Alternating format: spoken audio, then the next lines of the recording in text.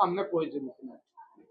तो ये एक भी पहले हमारे बिना कई राशन कार्ड बनाए गए पीले और ही काटे गए, तो इस तरह गलत है भाई। हम ये साइन नहीं करांगे, न्यू के बाप कटाओ नहीं तो 2 साल की सजा होगी। तो हम गिरफ्तारी देने के लिए तैयार, हाँ, हम पीछे नहीं हटांगे और हम इस बात का पूरा आंदोलन उठाएंगे। देखो, जो हमारी माता बहनें हैं, हम सबको कहते हैं भाई, देखो हम इस काम के अंदर, चाहे कोई पुरुष हो चाहे कोई मेरी माता बहनें हो, सभी हम 10 तारीख को एक बहुत बड़ी मीटिंग करने जा रहे हैं। उस मीटिंग के अंदर हम 151 आदमियों की कमेटी बनावांगे। 151 में 25 महिला भी होंगी।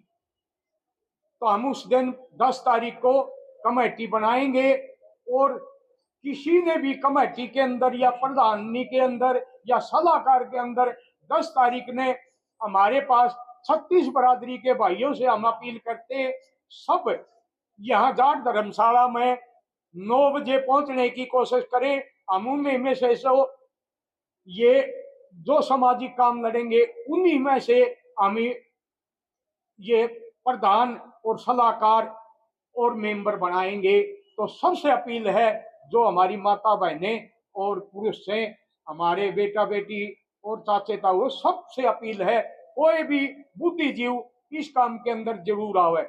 इसके बाद हमारा एक और है, जो आयुष्मान कार्ड बना दिया हमारा सरकार ने, इसके अंदर कोई हॉस्पिटल तो मान्य करता है, कोई हॉस्पिटल मान्य नहीं करता। तो देखो, ये सरकार की कमी है या डॉक्टरों की कमी है, किसी की तो है। हम इस सरकार से और प्रशासन से अपील करते हैं और रिक्वेस्ट करते हैं, हमारा हर जगह आयुष्मान कार्ड चले। और आयुष्मान कार्ड में से हमारा 50,000 का बिल है, तो 50,000 का बिल भी हमारा वसूल कर लेते हैं।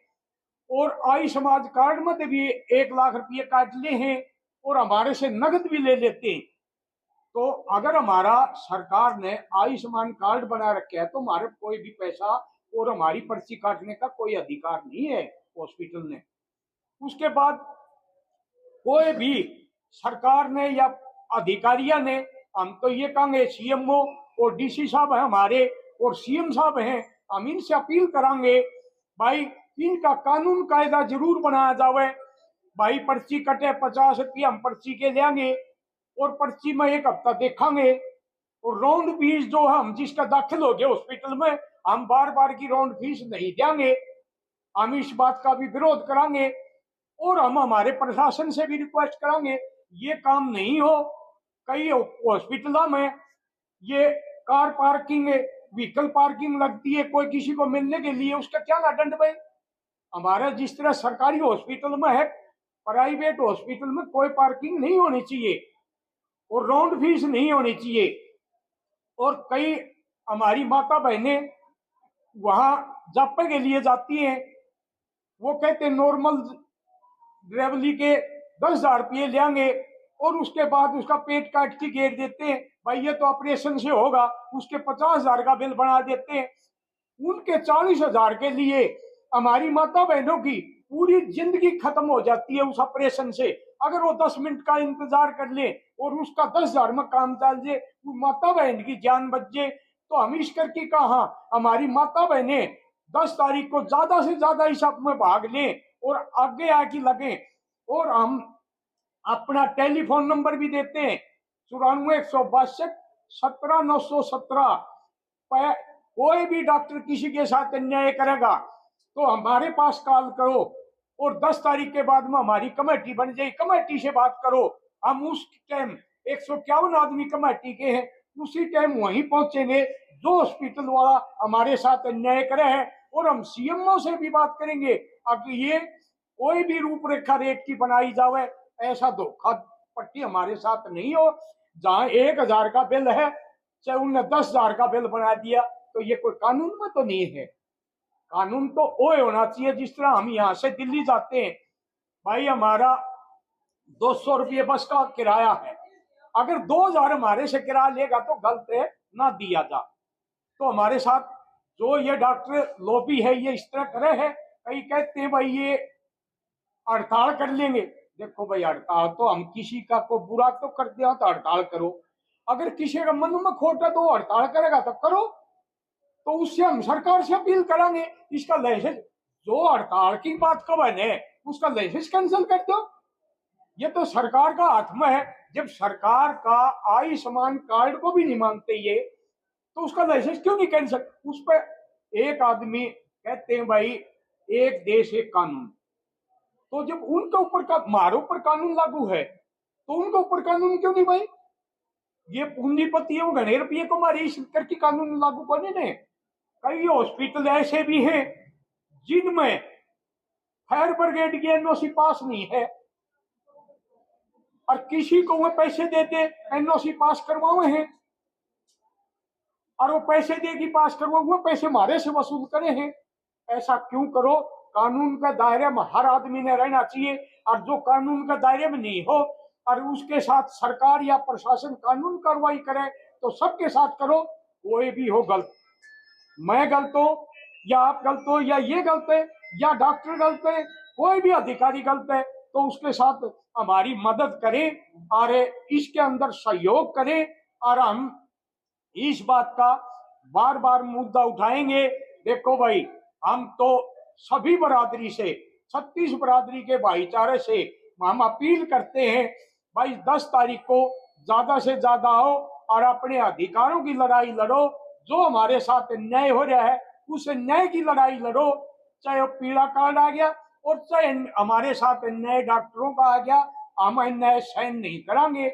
हम सबसे अपील करते हैं बार बार, और इसके अंदर हर आदमी, हर महिला, हर पुरुष इस कमेटी के अंदर लड़े। मैं तो बार बार यही आपसे अपील करता हूं सभी भारतवासियों से, अगर भाई इसके अंदर भाग लो और अपने अधिकारों की लड़ाई लड़ो। बुरा करो ना और बुरा सहो भी ना। तो हम ये कहते हैं बुरा किसी का करो ना और बुरा सहो ना। हम जीते हैं अपनी इज्जत के लिए और करते हैं तो अपनी इज्जत के लिए। तो भाई इस करके हम यही बार बार आपसे सभी देशवासियों से हम अपील करते हैं भाई 10 तारीख को बगैर बुलाए ज्यादा से ज्यादा इस हारजाट धर्मशाला में पहुंचे और अपने अपने सुझाव रखें। जो डॉक्टर अन्याय करे, मेरे कोई भी सुझाव ध्यान में नहीं है। किसी के साथ कोई अन्याय कर रखा है या आगे कर रहा है, वो भी 10 तारीख ने इस हारजाट धर्मशाला में पहुंचो। हम उसका बैठ के उस बात का समाधान करांगे और प्रशासन सरकार से मिलकर करांगे। हम लोग इकट्ठे होकर काम करांगे। तो इस करके सबसे ही अपील है बार बार यही है, और मैं इस बात पर सबका धन्यवाद भी करता हूं और सबका से अपील भी करता हूं भाई कोई भी आदमी इसके अंदर सभी भागीदारी ले हुए महिलाओं के जल्दबाजी में कर दिए जाते हैं। तो क्या आप लोग मिलेंगे ऐसी महिलाओं से जिनके साथ ऐसा कुछ हुआ है? अगर हमने कोई भी बताएगा हम उसके घर जाके भी मिलांगे, अगर हमने कोई बताएगा हम हॉस्पिटल में जाके भी मिलांगे। अगर कोई हमारे से मिलेगा तो 10 तारीख को जाट धर्मशाला में मिले, और पहले मिलना है तो मैंने टेलीफोन नंबर बता दिया भाई 94-162-17-917 पे कॉल करें। हम उसका घर भी, वो हॉस्पिटल में हो कहीं हो, हम जो भी आदमी दुखिया हम उसी वहीं जाके मिलेंगे और हमारी जो समस्या है हम वह बैठ के उसका समाधान प्रशासन और सरकार से समाधान करवाने की पूरी प्रयास करांगे। अगर हमारी माता बहनें और हमारे पुरुष, हमारे बच्चे इस बात में भागीदारी लेंगे तो जल्दी हम सफल हो सकते हैं। साहब, इससे पहले आप बड़ी विपक्षी पार्टी के वरिष्ठ नेता रहे हैं, फिलहाल आप एक केवल और केवल समाज सेवी के तौर पे लोगों के बीच में आए हैं, तो क्या लगता है कि ये समस्या का निदान आप करवा पाएंगे? देखो भाई समाधान मैं नहीं करवा पाऊं, ना मेरा में इतनी ताकत है। अगर जो हमारे सही माता बहने और हमारे भारत के पुरुष हैं वो सब आके इसमें भागीदारी लेंगे, हम इकट्ठे होकर ये काम करवा सकते हैं। बाकी मैं तो भाई जब तक जीऊंगा मैं चैन से नहीं बैठूंगा, मैं तो समाज सेवा करूंगा। रही कांग्रेस पार्टी में मैं कोई अधिकारी नहीं था भाई, मेरे पास कोई पद नहीं था, मैं तो लोग सामाजिक सेवा के लिए उसमें लग रहा था। और मैं पहले भी हर टाइम मैं सामाजिक सेवा में रहता हूँ, मैं कहीं लालच में नहीं जाता कहीं, और मैं कितने घूमता फिरता हूँ ना, मैं किसी से कोई चंदा लेता। ये काम करूंगा न मैं, और लगूंगा मैं किसी से चंदा लेके घूमूंगा। मैं हर स्टेट में जाऊंगा, हरियाणा में, पंजाब में, राजस्थान में, दिल्ली में, उत्तर प्रदेश में, मैं सभी जगह जाऊंगा। मैं 10 तारीख की मीटिंग करके, और जो आगे तारीख महापंचायत की रखी जागी, इतना मैं सारी स्टेटा में मेरा जहां तक पूजा जागा, मैं उनसे संपर्क जरूर करूंगा, और मेरे खर्चे से करूंगा, किसी से कोई मैं चंदा लेके नहीं संपर्क करूंगा।